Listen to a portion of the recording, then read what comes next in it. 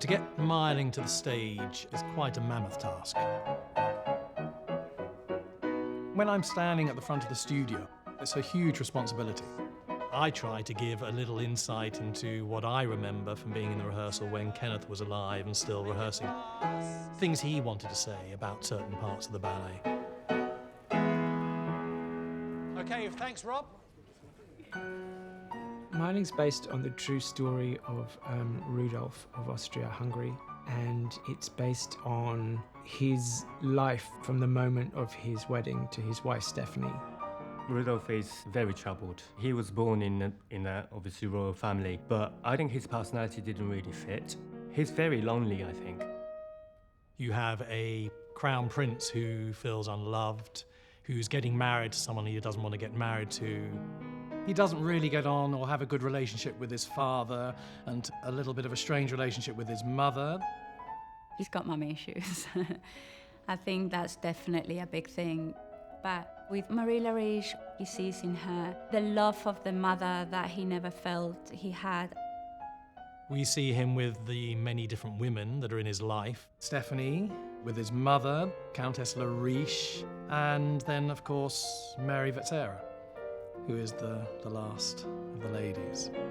But this is like really interesting for me because Mary is absolutely real person. You can't just go and Google and saw her photo, how she look. She's very young, she's just 17. And she used to be absolutely, completely fall in love with Rudolf, just like obsession. Why Rudolf liked Mary was because she was fearless. She was different. That kind of excitement, it was his new drug, I think. And Mary was the one that he really, really got hooked on. Once again from the top.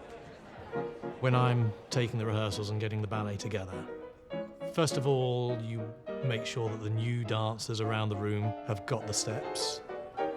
You're trying to tell any new people in the production about the set and how much space they have. Also bearing in mind there's some dancers that have been in the company for a fair amount of time and have done it before. When you enter, can you make sure you take your full amount of time?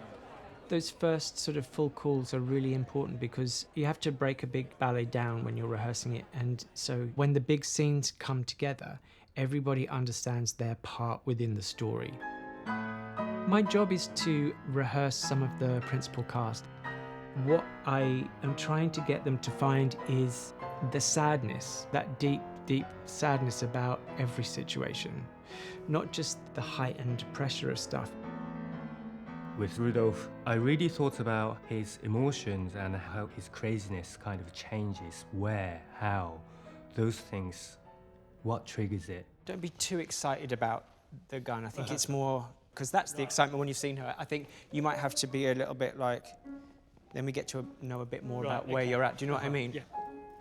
Mary, it's my favorite role.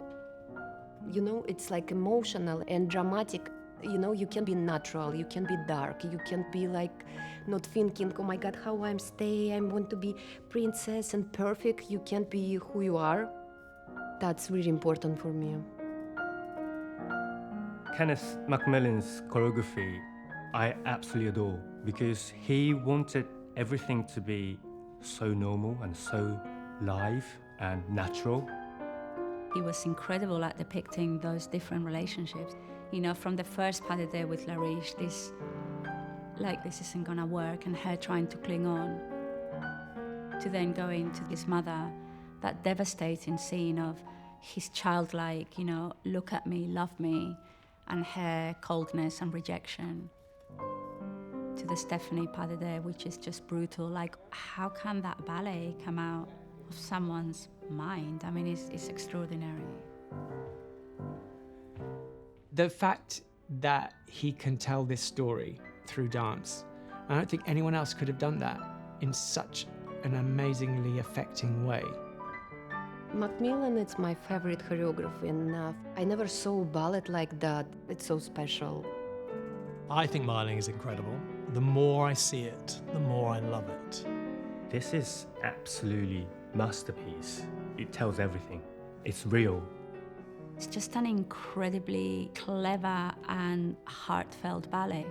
It's a play without words, and our words is our bodies and the choreography.